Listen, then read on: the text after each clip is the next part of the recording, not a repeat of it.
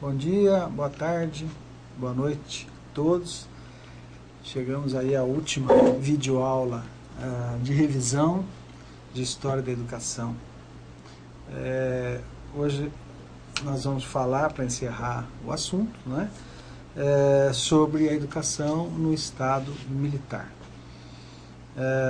Bom, inicialmente o texto, né, que nós vimos e também os vídeos abordam sobre como era, qual era o princípio básico para a educação no período do regime militar, o período que vai de 1964 a 1985.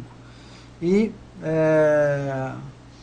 aí nós percebemos que, em função até da crise econômica, enfim, ou de uma propaganda de um Brasil grande, a ditadura militar via a educação como uma possibilidade de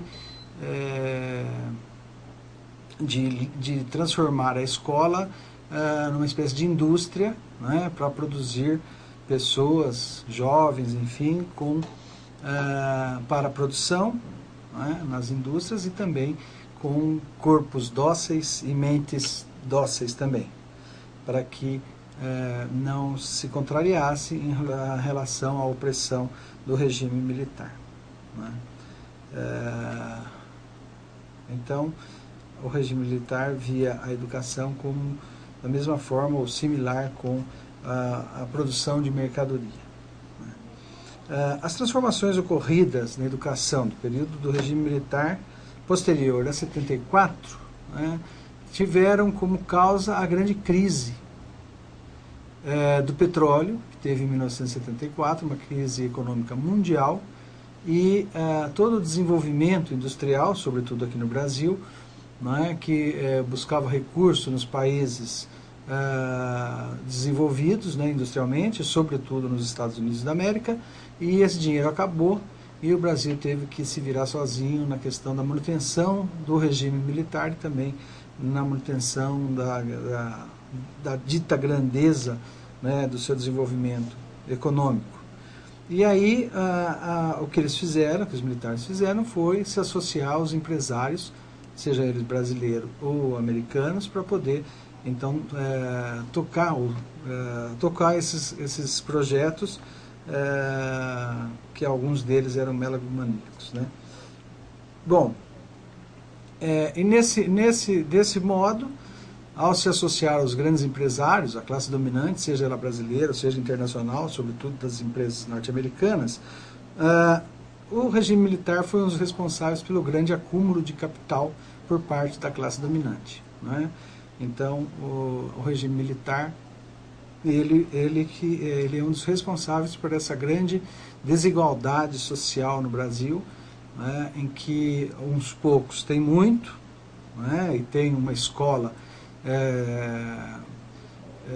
similar às melhores escolas ao redor do mundo, né, e a grande maioria tem pouco e tem uma escola que se iguala às piores escolas dos países mais pobres e miseráveis do mundo. Bom, claro que isso está mudando, né? O regime militar já acabou, mas a gente percebe que não é fácil mudar esse quadro, sobretudo nas periferias aí do Brasil. Bom,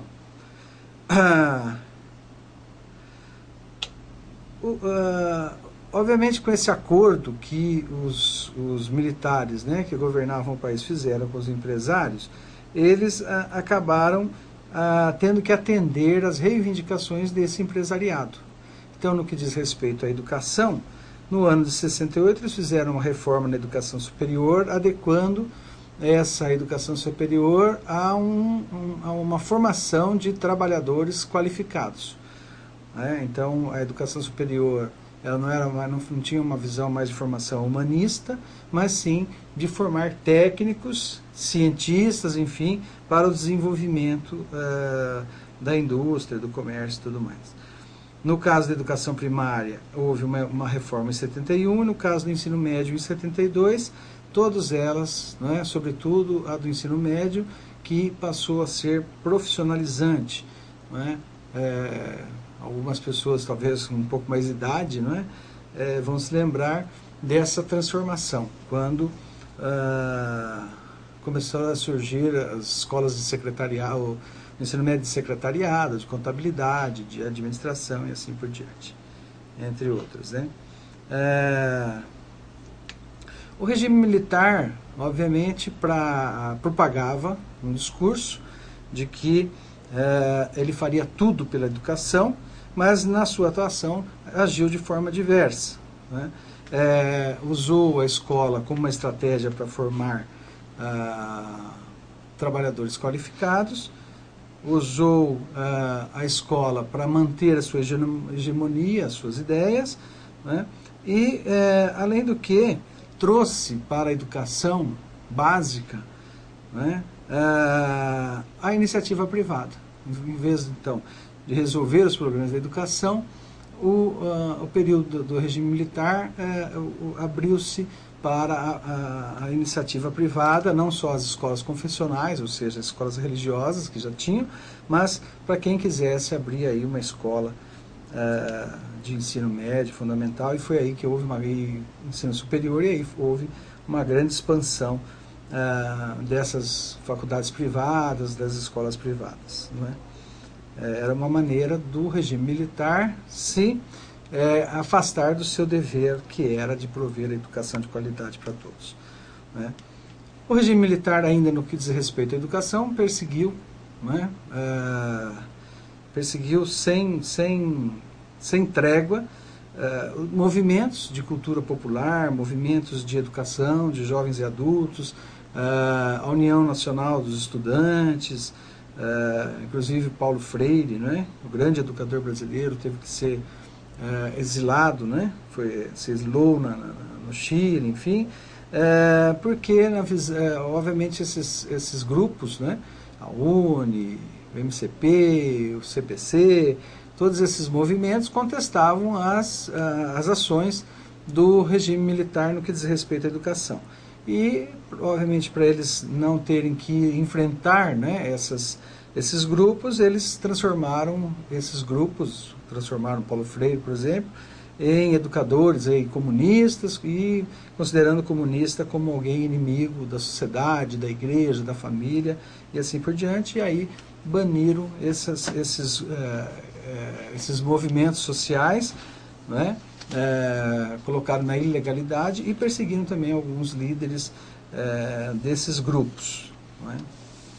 Até mesmo pessoas que não tinham absolutamente nada a ver com o comunismo, o caso de Anísio Teixeira, que era reconhecidamente alguém que participava do pensamento liberal, democrático, portanto contrário totalmente ao comunismo. Também ele, Anísio Teixeira, foi perseguido. Ele era o reitor da Universidade de Brasília, foi deslocado do seu cargo, né?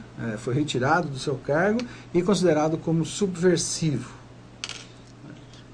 Ainda para piorar as coisas, no que diz respeito às liberdades individuais, e também, na questão da educação, a perseguição às pessoas que contrariavam os desígnios, né, a autoridade do regime militar, o governo militar, em 1968, dezembro de 68, lançou mão de um ato institucional, né, que é uma espécie de lei que não passa nem pelo Congresso, número 5, e que a partir desse ato institucional, então, ficaram proibidas todas as reuniões de estudantes, todas as manifestações, foram perseguidos, inclusive, artistas, foram perseguidos autores de música, como Chico Buarque de Holanda, Caetano Veloso, Gilberto Gil, Geraldo Vandré, entre tantos outros, e tiveram que sair do país, né, para poder fugir aí da mão forte do regime militar, né?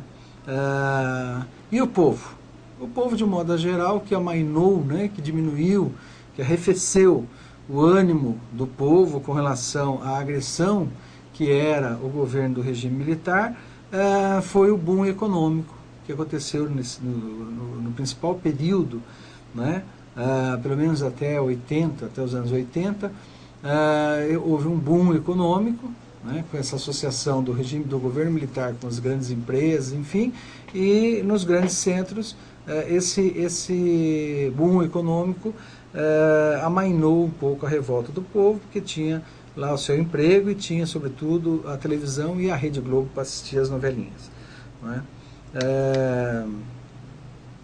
Claro que esse boom econômico também foi ocasionado pelos empréstimos que o regime militar começou a fazer do Banco Mundial e do FMI, e deixando uma dívida aí que nós vamos algum dia talvez pagar. Não é? A universidade, né, como nós vemos hoje, no período militar foi transformada num centro de formação para trabalhadores qualificados. Não é? A ideia era de formar, né, não homens, não seres humanos, enfim, capacitados, mas capital humano. Capital humano significa, né, uma máquina de pensar. Essa é a transformação da universidade no período do regime militar. O regime militar, no que diz respeito ao nível superior, à universidade, favoreceu também a iniciativa privada a tomar conta das universidades. Né? Por isso que no Brasil, até pouco tempo atrás, as universidades, a maior parte das universidades eram privadas, sobretudo as católicas, metodistas, enfim, que são confessionais, né?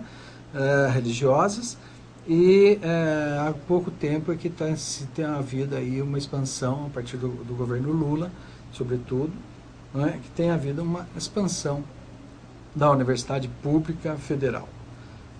É isso, minha gente, muito obrigado pela atenção, espero que essas videoaulas, né, que nós concluímos hoje ajudem bastante, não só na avaliação, mas no entendimento de todo o nosso curso de História da Educação. Desejo a todos não só um final aí de disciplina bom, uma boa avaliação, mas sobretudo um curso de pedagogia muito bom para todos vocês. Nos encontramos por aí, um abraço, até!